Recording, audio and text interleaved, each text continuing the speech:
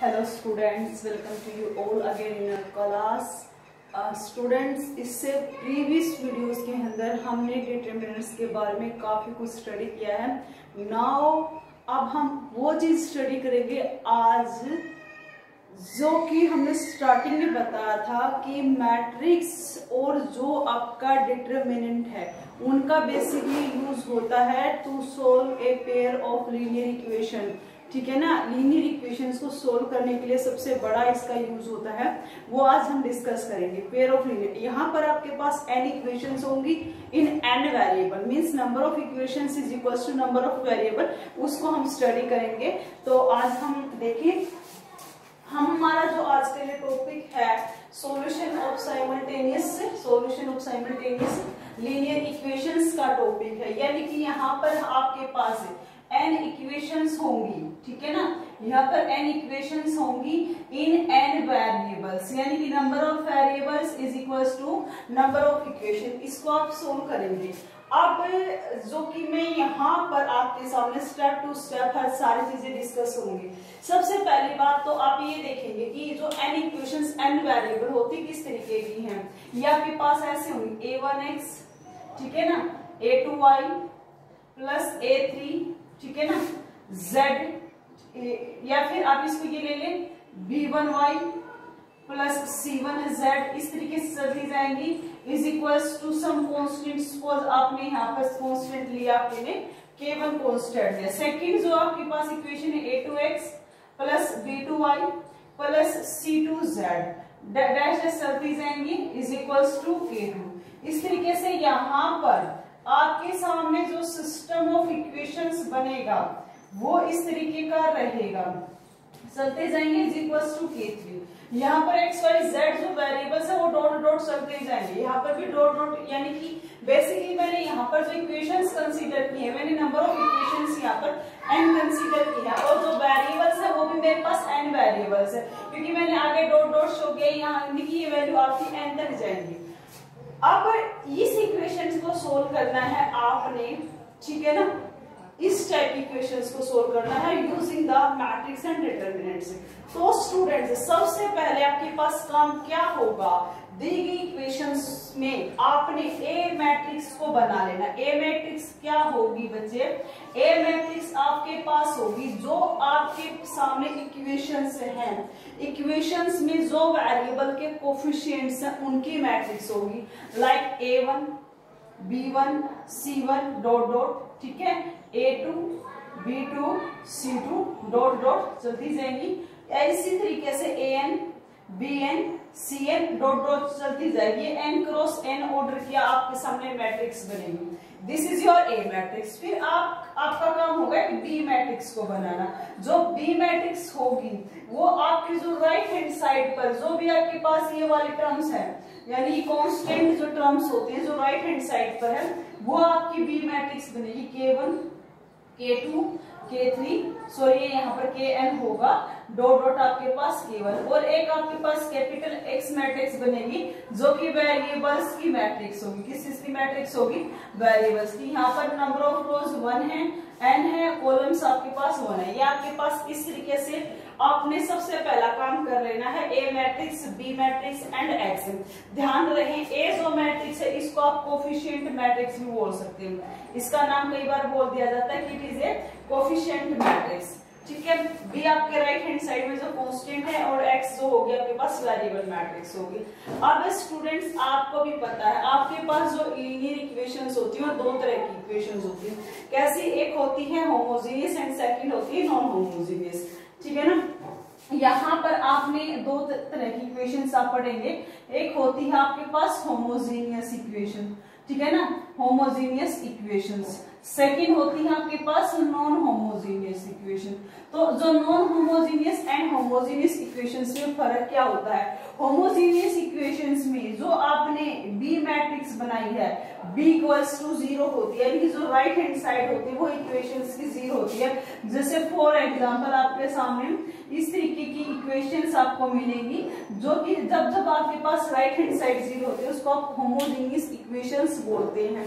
और non homogeneous equations जहां पर बी आपके पास कुछ मैट्रिक्स कुछ न कुछ रहेगी, लाइक दिस आपके पास बी एग्जिस्ट करेगी चाहे वो कुछ भी हो। जैसे इसी तरीके से कोई इक्वेशन मैं लूं जहां पर आपकी राइट हैंड साइड में कुछ न कुछ कांस्टेंट टर्म अवेलेबल रहेगी, वो आपके पास नॉन होमोजेनियस इक्वेशंस होती है। दो टाइप की इक्वेशन होने के बाद आपके सामने क्वेश्चन मार्क आता है किस सॉल्यूशन का। जब आपके सामने क्वेश्चन मार्क आया सॉल्यूशन, तो बच्चे सॉल्यूशन भी आपके पास 3 टाइप्स के होते हैं, ठीक है ना। 3 टाइप्स के सॉल्यूशन कौन कौन से होते हैं? एक होता है यूनिक सॉल्यूशन। क्या होता है बच्चे? Unique solution. हम मतलब लोअर क्लासेस में स्टडी कर चुके हैं। एक होते हैं आपके पास नो सॉल्यूशन, कि कई बार ऐसा होता है कि नो सॉल्यूशन हो, और कई बार होते हैं आपके पास infinite many solution. Infinite many solutions आपके पास होते हैं। ये हमने 10th स्टैंडर्ड से हम पढ़ते आ रहे हैं। तो यूनिक सॉल्यूशन कब होगा? यूनिक सॉल्यूशन तब होगा when determinant A not equal to 0 होगा। जब ये जो आपने ए मैट्रिक्स यहाँ पर निकाली है, इसका डिटरमिनेंट नॉट इक्वल टू अगर 0 होता है तो यूनिक सॉल्यूशन होगा। और जब जब यूनिक सॉल्यूशन होगा उसको आप कंसिस्टेंट बोलते हैं। कंसिस्टेंट लाइंस है आपके पास। और यहां से अगर होगा तो जैसे मैंने आपको बताया यहाँ पर this is your A, this is your B and this is your X, तो आप इस पेयर ऑफ लीनियर इक्वेशन को यू कैन बी एक्सप्रेस्ड, हम इस तरीके से एक्सप्रेस कर सकते हैं। A X is equals to B, A X is equals to B and X is your A inverse B. ये आपके पास सॉल्यूशन के लिए फॉर्मूला यूज होगा, x is equal to A inverse B, यानी कि यहाँ पर मैंने प्री मल्टीप्लाई किया दोनों साइड ए इनवर्स से। तो बच्चे यहाँ पर कंसिस्टेंट होने के बाद you can easily find the value of the variable matrix. जो भी वेरिएबल मैट्रिक्स मैंने x लिया था उसको आप निकाल सकते हैं। x is equal to A inverse B आपके सामने रहेगा। जब बात आती है नो सॉल्यूशन इनफाइनाइट सॉल्यूशन की, तब आपके सामने क्या सिचुएशन आएगी कि आप कैसे बता पाएंगे नो सॉल्यूशन है या infinite many solution. In case में यहाँ पर आपके पास डिटरमिनेंट इक्वल टू 0 होगा, यहाँ पर भी आपके सामने डिटरमिनेंट इक्वल टू 0 होगा। उसके बाद दोनों में ही डिटरमिनेंट इक्वल्स टू 0 है। फिर आपके सामने क्वेश्चन ही आएगा कि ऐसा क्या किया जाए, ठीक है ना, कि आपको सेपरेट कर पाए इनफाइनाइट सॉल्यूशन है या नो सॉल्यूशन है। उसके बाद बच्चे आपके पास स्टेप ये रहेगा, आप एडजॉइंट ऑफ ए निकाल दें और उसकी बी के साथ प्रोडक्ट देखिए। अगर आपके पास इन दोनों की प्रोडक्ट नॉट इक्वल टू 0 है तो बच्चे आप बोल देंगे नो सॉल्यूशन। आप क्या बोल देते हैं? No solution. और अगर यहाँ पर adjoint of A into B अगर आपके पास 0 आ जाता है तो यहाँ पर इनफाइनाइट मेनी सॉल्यूशन आपके एग्जिस्ट करते हैं। यहाँ पर आपके पास इनफाइनाइट मेनी सॉल्यूशन एग्जिस्ट करते हैं। Basically student this is the mind map, you can say that to find the solution of a linear pair of equations in n variable, n equations in n variable। यही आपके पास total conclusion है उस चीज का। एक बार फिर से एक बार थोड़ा सा देख लें। अगर हम यहाँ पर आज जो डिस्कस करेंगे, हम सॉल्यूशंस के बारे में डिस्कस करेंगे। आपके सामने इस तरीके से इक्वेशंस होंगी, ठीक है ना। उन इक्वेशंस से आपके जो कोफिशिएंट्स हैं, कोफिशिएंट्स की आप कोफिशिएंट मैट्रिक्स बना लेंगे। जो भी आपके पास राइट हैंड साइड पर कांस्टेंट है वो आप कांस्टेंट की आप एक मतलब कि आपके पास सिंपल एक कॉलम है तो कॉलम मैट्रिक्स आप बना लेंगे, और ऐसे ही वेरिएबल मैट्रिक्स जो भी कॉलम मैट्रिक्स होगी वो बना लेंगे। इस जो एक्सप्रेशन है आपके पास इक्वेशंस का, इसको आप ऐसे एक्सप्रेस कर सकते हैं ax is equal to b। तो यहाँ से अगर जैसे मैंने प्री मल्टीप्लाई किया a inverse, you can get x is equal to a inverse b। फिर स्टूडेंट्स इसके बाद आती है जो इक्वेशंस थी, यहीं पर मैंने आपको बता दी थी 2 टाइप की आपके पास इक्वेशंस होती हैं। एक होती है होमोजेनियस, एक होती है आपके पास non homogeneous. Homogeneous equations actually क्या होती है? जब आपकी राइट हैंड साइड टोटली 0 हो जाए, for example this. Non homogeneous जब आपकी राइट हैंड साइड पर 0 ना होकर कोई भी कांस्टेंट टर्म दे। अब सॉल्यूशन की अगर हम बात करें, सॉल्यूशन आप 10th स्टैंडर्ड से पढ़ते आ रहे हो, आपके पास थ्री टाइप्स के सॉल्यूशन होते हैं स्टूडेंट। एक होता है यूनिक सॉल्यूशन, एक होते हैं मेनी सॉल्यूशंस, एक होता है नो सॉल्यूशन। उसके लिए हम ज्यादा कॉम्प्लिकेटेड नहीं करते, उसको सिंपल वे से मैंने आपको बताया। सॉल्यूशंस आपके माइंड में आ जाने चाहिए। आप 3 टाइप के सॉल्यूशंस की बात करेंगे। अब उनको बताने का तरीका क्या रहेगा, यूनिक सॉल्यूशन कब होगा, आप जो भी कोफिशिएंट मैट्रिक्स है सबसे पहला काम होगा आपको उसका डिटरमिनेंट निकालना। आपने डिटरमिनेंट निकाला, फिर देखा नॉट इक्वल टू 0 तो मीन्स वो कंसिस्टेंट है, कंसिस्टेंट मीन्स यूनिक सॉल्यूशन है, और वो unique solution x is equal to a inverse b करके आप निकाल सकते हैं। यहाँ नो सॉल्यूशन कब होगा, जब डिटरमिनेंट a इक्वल्स टू 0 हो जाएगा, यानी कि आपके सामने जो मैट्रिक्स होगी कोफिशिएंट मैट्रिक्स वो सिंगुलर मैट्रिक्स अगर हो जाए, ठीक है। फिर भी हम डिसाइड नहीं कर पाते कि इनफाइनाइट सॉल्यूशन है या नो सॉल्यूशन है। तो स्टूडेंट्स आपने गिवन मैट्रिक्स का एडजॉइंट निकालना, उसकी बी से प्रोडक्ट कर लेनी। अगर नॉट इक्वल टू 0 आता, not equal to no solution. अब ऐसे लर्न करेंगे। इक्वल्स टू 0 आता तो मैनी सॉल्यूशन। इसके लिए मैं क्वेश्चन करूंगी फर्दर क्या हम प्रोसीड करेंगे उस मैनी सॉल्यूशंस को निकालने के लिए, उसके लिए एक एग्जांपल डिस्कस करेंगे। ओके स्टूडेंट्स, यहाँ तक आई थिंक आपको सबको क्लियर हो जाना चाहिए। अब मैं कुछ क्वेश्चंस लेकर चलती हूँ आपके लिए, उसको सोल्व करते हैं। आपको भी होगा कि कैसे सोल्व करेंगे।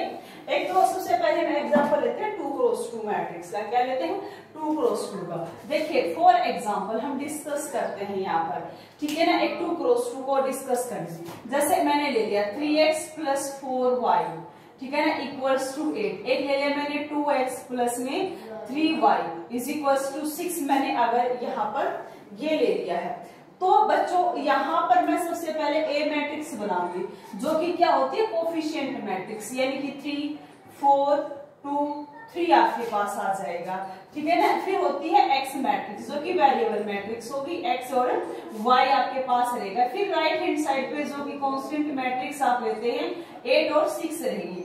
सबसे पहला काम आपका क्या होगा, आप सबसे पहले निकालेंगे डिटरमिनेंट। आप डिटरमिनेंट ए निकालें, जो कि है 3 4 2 3 आपने निकाला। 3 3 9 -4 2 8, जो कि 1 which is not equal to 0। Means आपके पास क्या होगा, यूनिक सॉल्यूशन होगा। आपके पास यूनिक सॉल्यूशन, अगर यूनिक सॉल्यूशन होगा तो स्टूडेंट हम निकालने चलेंगे आपके पास सॉल्यूशंस निकालना, ठीक है ना। नाउ वी कैन एक्सप्रेस, हम यहाँ पर एक्सप्रेस कर पाएंगे, we can express given equations को। कैसे लिख पाएंगे, ax is equals to b और x होगा आपके पास a इनवर्स b। अब आपके पास काम जो होगा तो वो होगा आपके पास इनवर्स निकालने का, ठीक है। आप इनवर्स निकालेंगे, ठीक है। ए इनवर्स के लिए यहाँ पर काम स्टार्ट करेंगे। ए इनवर्स निकालने का सेम आपके पास तरीका है, एडजॉइंट, ठीक है, of A divided by it's determinant. आप ये करते हैं। एडजॉइंट मैंने आपको बताया था 2x2 मैट्रिक्स जब भी आप लेते हैं, ठीक है ना, 2x2 मैट्रिक्स का एडजॉइंट निकालते हैं तो सिंपल तरीका होता है यहाँ पर जो भी मैट्रिक्स होती है आप मेन डायगोनल एलिमेंट को इंटरचेंज कर देते हैं, ये सेम दे रखे हैं तो, और यहाँ पर नॉन डायगोनल एलिमेंट का जस्ट आप साइन चेंज कर देते हैं। This is your adjoint of A.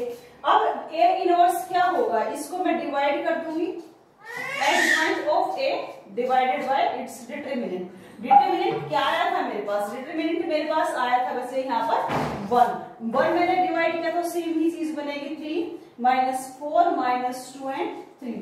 This is your A inverse. अब बात आती है एक्स निकालने की, ठीक है ना। एक्स मुझे पता है क्या होगा, ए इनवर्स बी होगा। एक्स मैट्रिक्स है जो, ए इनवर्स यहाँ पर राइट कर लीजिए। क्या था मेरे पास 3 -4 -2 3 एंड बी जो आपके पास है 8 6। यहाँ पर आप मल्टीप्लाई करेंगे, ठीक है ना। जो एक्स मैट्रिक्स है आपको पता है, इसको ऐसे मल्टीप्लाई करते हैं 3 8 जा 24, ठीक है। 3 8 जा 24 प्लस 4 6 जा, ठीक है ना। आपके पास फिर से माइनस आ जाएगा, 6 4 जा 24 आपके पास यहाँ पर। फिर आप करेंगे, देखो आगे तो कुछ है ही नहीं, तो अब सेकंड रो फर्स्ट कॉलम, यानी कि ये वाला एलिमेंट आएगा। 2 8 आपके पास क्या आएगा 16 -6 में 6 3 18। आपके पास क्या आ चुका, basically x is equal to, ये आपके पास 0 वैल्यू आई है और यहाँ पर आपके पास 2 आया है, जो एक्स मैट्रिक्स थी उसको आप लिख सकते हैं x y is equal to 0 2। तो स्टूडेंट आपके सामने अब फिलहाल यानी कि ये दो मैट्रिक्स इक्वल है तो corresponding element equal x value 0 carry करेगा, वाई 2 करेगा। ये आपके पास सॉल्यूशन आ चुका है given pair of linear equations का, इन इक्वेशंस का। अगर मैं यहाँ पर पुट भी करती हूँ x0 और y को 2, देखो दोनों इक्वेशंस मेरी फुल्ली सेटिस्फाई होती है। This is the way to that how to solve the given pair of linear equations in n variable, n equations n variable. 2 variable का मैंने आपके सामने क्वेश्चन किया है। क्वेश्चन में बेसिकली आपको करना यही है कि आप डिटरमिनेंट निकालेंगे, not equal to 0 means unique solution. तो आप given pair of linear equation को एक्सप्रेस कर पाते हैं। उसके बाद आपको दिखाई देता है x is equal to a inverse. तो बच्चे आप a इनवर्स निकालेंगे। a इनवर्स का फॉर्मूला आपके सामने है। तो सबसे पहला काम होगा आपको एडजॉइंट निकालना। आपने एडजॉइंट यहाँ से निकाला, एडजॉइंट निकालने के बाद आप a इनवर्स निकाल के यहाँ पे सब्स्टिट्यूट करेंगे, मल्टीप्लाई करके आपके सामने आंसर आ जाएगा। अब एक क्वेश्चन मैं लेती हूँ 3 क्रॉस 3 का। अब एक और क्वेश्चन हम सोल्व करते हैं 3 क्रॉस 3 की। जब आपके पास बनेगी आपके जो सिलेबस में, आपके सिलेबस में हम 3 क्रॉस 3 तक ही डिस्कस करते हैं। मैंने वहां पर क्वेश्चन राइट किया है, जैसे कि ये है x plus 2y plus z is equal to 7। ध्यान से करें क्योंकि गलतियां कई बार हो जाती हैं। मैंने वो वहां पर 3z है बच्चे, 0 एब्सेंट, y एब्सेंट है तो मैं 0y लिख सकती हूँ इनटू में 3z is equal to 11। I think आपके लिए ये विजिबल भी होगा यहाँ पर। Third is your 2x minus 3y। यहाँ पर z एब्सेंट है, अगर z एब्सेंट है तो उसको भी हम कंप्लीट करेंगे, 0 इंटू z करेंगे इज इक्वल टू 1। तो स्टूडेंट इसको पहले ये ध्यान रखें, जो भी आपके पास लीनियर इक्वेशंस हैं वो आपके पास समटाइम्स कुछ वेरिएबल एब्सेंट हो सकते हैं, उन वेरिएबल को आप कंप्लीट करें। वेरिएबल को कंप्लीट कैसे करेंगे, जैसे यहाँ पर आपका y वेरिएबल एब्सेंट था तो y वेरिएबल विद 0 कोएफिशिएंट्स आप राइट करेंगे। यहाँ पर z वेरिएबल आपका एब्सेंट था तो z वेरिएबल को आप विद कोएफिशिएंट 0 राइट करेंगे। अब मेरा काम यहाँ पर होता है ए मैट्रिक्स को बनाना। ए मैट्रिक्स क्या होगी, कोएफिशिएंट 1 2 1 1 0 3 2 माइनस 3 एंड 0। ये मेरे पास ए मैट्रिक्स है जो कोएफिशिएंट मैट्रिक्स होती है, ठीक है ना। अब इसके बाद आप बनाएंगे बी मैट्रिक्स, उसी बना ले 7 11 1 आपके पास आ जाएगी। अब बनाऊंगी मैं कौन सी मैट्रिक्स, एक्स मैट्रिक्स जो कि वेरिएबल मैट्रिक्स है, x y 3 variables in z. सबसे पहला काम होता है डिटरमिनेंट ए निकालना। डिटरमिनेंट ए को आप निकालिए, क्या होगा आपके पास, मैं डायरेक्ट यहाँ पर निकाल देती हूँ, ठीक है ना, टाइम सेव होगा। यहाँ पर होगा 1 into A multiply minus plus 9 आ जाएगा यहाँ पर, ये -2 होगा आपके पास, ये 0 आएगा, माइनस आपके पास 6 आ जाएगा, देन +1 होगा आपके पास, ये आपके पास -3 आ जाएगा। तो मीन्स यहाँ पर 9 है प्लस 6 2 12 -3 आपके सामने, 9 -3 प्लस 6 प्लस 12 यानी कि आपके पास 18 आ चुका है। This is not equals to 0। अगर नॉट इक्वल टू 0 तो बच्चे क्या होगा आपके सामने, यूनिक सॉल्यूशंस रहेंगे। तो given a linear pair of equations, आपके पास लीनियर इक्वेशंस जो हैं उसको आप लिख पाएंगे ax is equals to b, then x होगा आपके पास a इनवर्स b। तो अब सबसे बड़ा काम है आपके पास, हम क्या निकालने चलेंगे, टू फाइंड a इनवर्स। मेरा काम है अब a इनवर्स को निकालना। a इनवर्स निकालने के लिए मैं एडजॉइंट वाला फॉर्मूला यहाँ पर यूज करूंगी, ठीक है। हम निकालेंगे कोफैक्टर्स। क्या निकालेंगे, सबसे पहले कोफैक्टर्स। कोफैक्टर्स के लिए मैं कैपिटल A11 निकालूंगी। कैपिटल A11 0 माइनस +9 आ जाएगा।